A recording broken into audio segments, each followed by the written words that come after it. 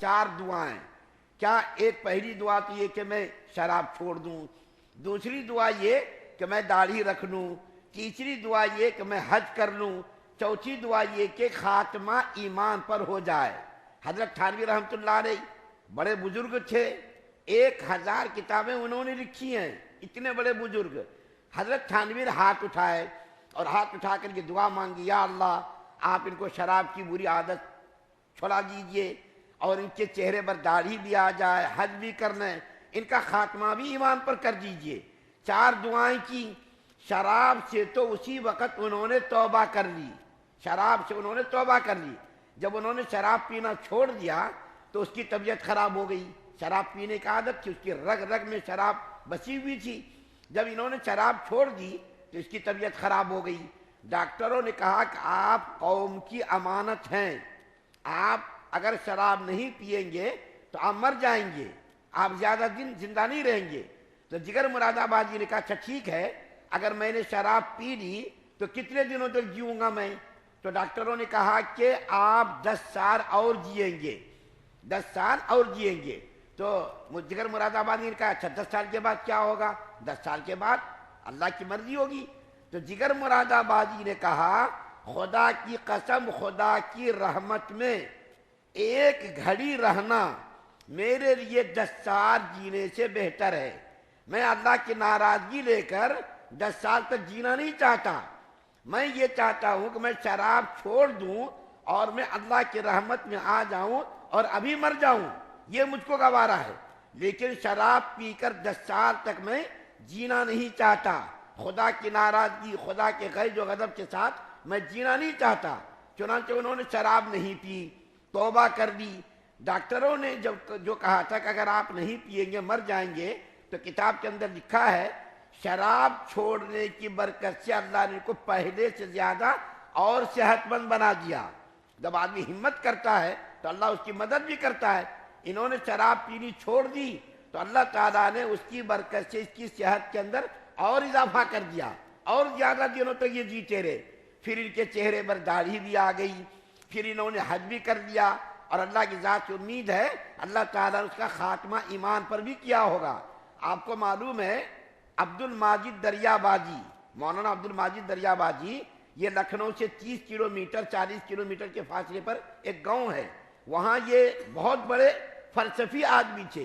بری صحبت میں رہ کر ان کے استاد انگریز تھے، انگریزوں کے زمانے میں علی گڑھ میں انہوں نے پڑھا ہوا تھا.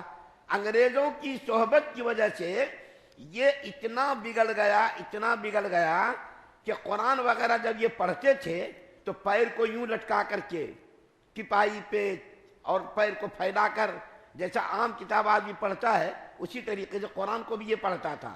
لیکن اللہ تعالیٰ نے جب ان کی ہدایت کا سامان کرنا شروع کیا تو ایک بزرگ نے ان سے کہا کہ دیکھو بھائی، قرآن کو تم عام کتاب کی طرح پڑھتے ہو، تم اللہ کی کتاب سمجھ کر کے قرآن کو پڑھو، ایک مرتبہ پڑھو، تجربہ کرو. انہوں نے پڑھنی شروع کی. اس کی زندگی میں ایسا انقلاب آیا. حضرت مدنی رحمۃ اللہ علیہ کی خدمت میں گئے، حضرت تھانوی رحمۃ اللہ علیہ کی خدمت میں گئے.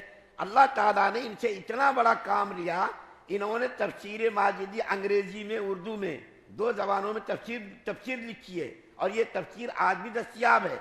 اللہ نے اس کو اتنا نیک بنایا کہ ایک زمانے میں تو یہ بالکل آوارہ قسم کے آدمی تھے، آزاد قسم کے آدمی تھے، دہریہ تھے، خدا کا انکار کرنے والے تھے. لیکن جب نیک لوگوں کی صحبت انہوں نے اختیار کی تو اللہ تعالیٰ نے نیک لوگوں کی صحبت کی برکت سے اللہ نے اس کو یہ مقام عطا کیا. بہت ساری دینی کتابیں انہوں نے لکھی.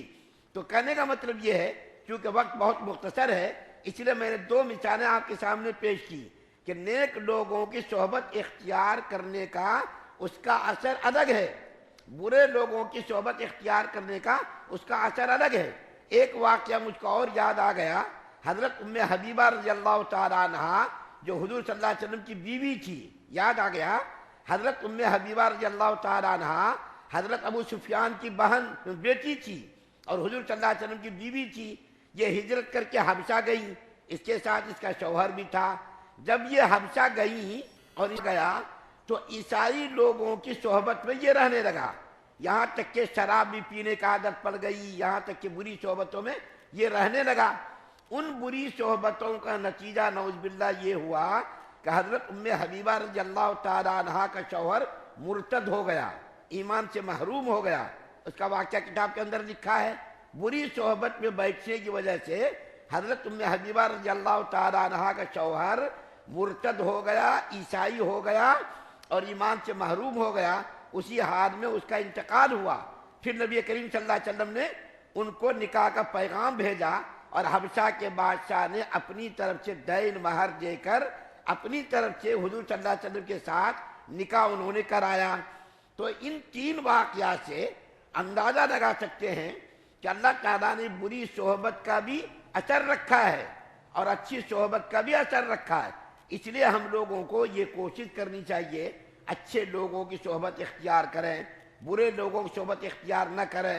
شرابی، جواری، لچے، لفنگے جو بھی ہوتے ان سے بچنے کی کوشش کریں، ان کو راہ راست پر لانے کی کوشش کرنی ہے، چھوڑنا نہیں ہے۔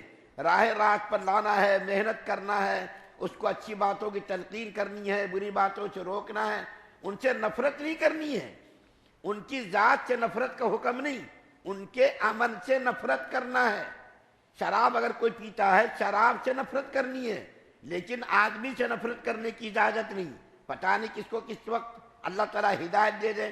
جیسا کہ ابھی میں نے جگر مراد آبادی کا واقعہ بیان کیا، مولانا عبد الماجد دریا بازی کا واقعہ بیان کیا کہ یہ بالکل آزاد قسم کے لوگ تھے، دہریہ قسم کے لوگ تھے، لیکن اللہ نے ان کی ہدایت کا سامان کیا اور اللہ تعالیٰ نے نیک لوگوں کی صحبت سے ان کو نیک بنایا۔